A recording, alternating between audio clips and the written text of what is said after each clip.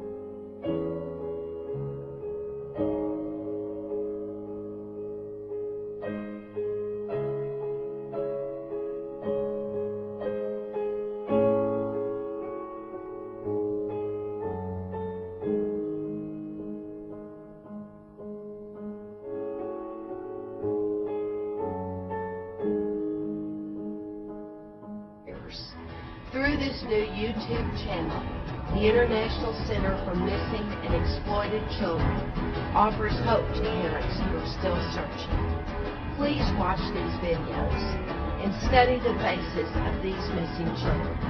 Focus on the shape of the face, especially the child's eyes and expression. Pay careful attention to all distinguishing characteristics.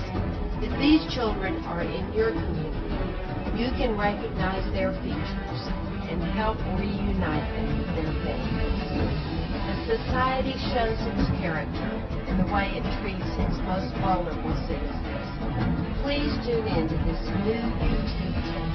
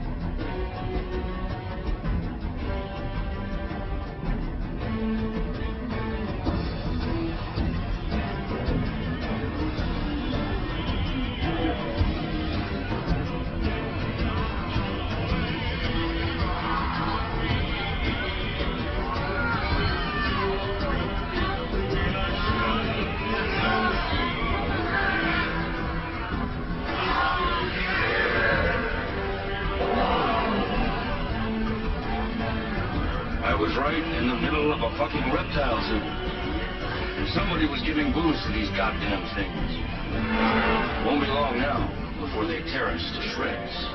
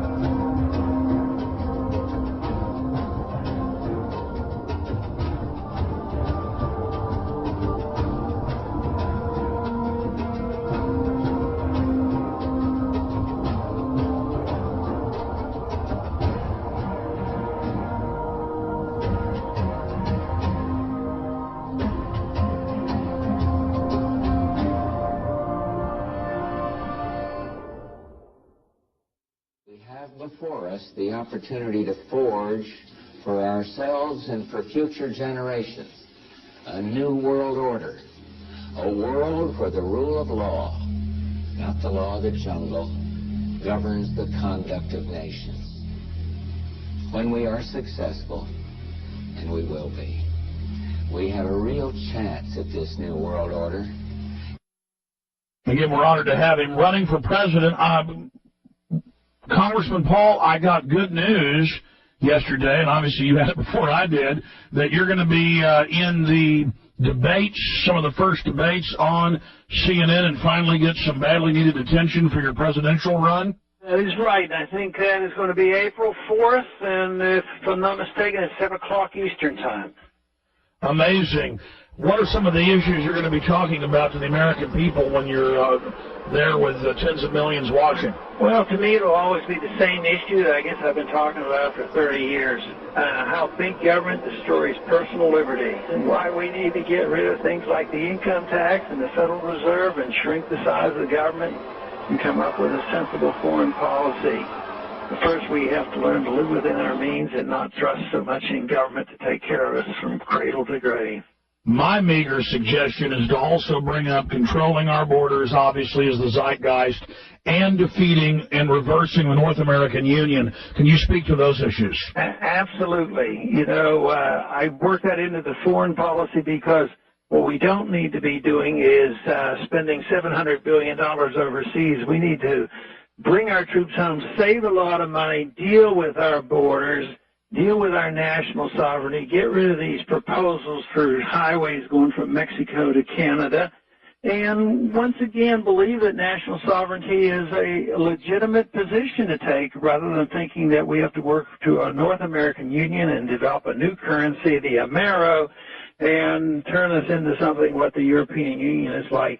And those plans are, you know, pretty much on their way, and we still have a lot of work to do, and yet I think when the American people know what's going on, they're going to resist it. Once they realize how much property is going to be confiscated just to build some of these highways they're talking about. The last-ditch attempt to do something at the executive level, I think you've got a great chance of winning.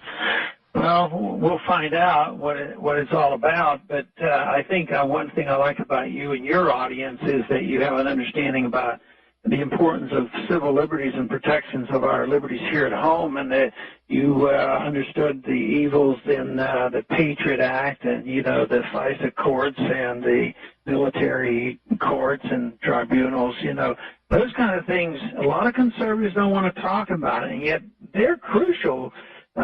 Just the fact that they can declare martial law in this country and they get rid of posse comitatus and actually weaken the Insurrection Act. That, you know, right now a president, if he so desired, could declare martial law rather easily here. The only thing that there'd be the resistance to would be the will of the people, which is pretty strong as well. But sometimes things move along too quickly. You know, in a time of a crisis, you know, in times of hurricanes, or you have another 9/11 incident, people might say, well, what we need is a strong president to come in and protect us and take care of us. Thank you, Mr. President. Former President Clinton says that your administration had no meetings on bin Laden for 9 months after he left office. Is that factually accurate, and how do you respond to his charges? You know, look, Karen, I've watched all this, you know, finger pointing and, you know, namings of names and all that stuff. Our objective is to secure the country. And we've had investigations. We had the 911 Commission. We had the look back this. We've had the look back that. American people need to know that we spend all our time doing everything we can to protect them. And I'm not going to comment on, you know, other comments, but I will comment on this, that, you know, we're on the offense against an enemy who wants to do us harm. And we must have the tools necessary to protect our country. On the one hand, if Al-Qaeda or Al-Qaeda affiliates are calling somebody in the country, we need to know why. And so Congress needs to pass that piece of legislation. If somebody's got information about a potential attack, we need to be able to ask that person some questions. And so Congress has got to pass that piece of legislation. You can't protect America unless we give those people on the front lines of protecting this country the tools necessary to do so within the Constitution. And that's where the debate is here in the United States. There's some decent people who evidently don't believe we're at war. And therefore shouldn't give the administration what is necessary to protect us. And then it goes back to Jennifer's question, you know. Does being on the offense mean we create terrorists? My judgment is the only way to defend the country is to stay on the offense. It is preposterous to think if we were to withdraw and hope for the best, things would turn out fine against this enemy. That was my point about, you know, before we were in Iraq, there was thousands being trained in Afghanistan to strike America and other places.